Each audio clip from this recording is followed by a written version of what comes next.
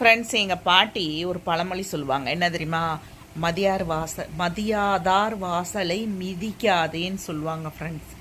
அதே மாதிரி தான் ஒரு இடத்துல உங்களை ஒதுக்கிட்டாங்கன்னு வச்சுக்கோங்களேன், அதுக்கப்புறம் ஜென்மத்துக்கும் அந்த இடத்துக்கு போகாதீங்க.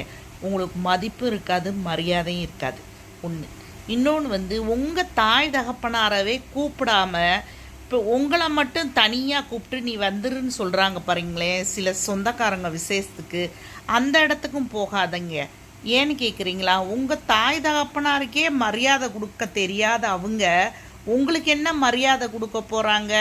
அங்கேயும் கூப்பிட்டு வச்சு உங்கள் தாய் தகப்பனாரையும் சேர்த்து அவமானத்தான் படுத்துவாங்களே ஒழிய, உங்களை மட்டும் கூட்டி கழுவி பெருக்கி கோலம் போட்டு நடுவில் குத்த வைமான்னு உங்களை கூப்பிட மாட்டாங்க. அதனால் தெரிஞ்சுக்கோங்க ஃப்ரெண்ட்ஸ், மதியாதார் வாசலை மிதிக்காதீங்க. மிதிச்சிங்க அது ரொம்ப அவமானம், அசிங்கம், அப்புறம் மனவேதனை ஃப்ரெண்ட்ஸ். நான் சொல்கிறத கேளுங்க ஃப்ரெண்ட்ஸ். Thank you friends.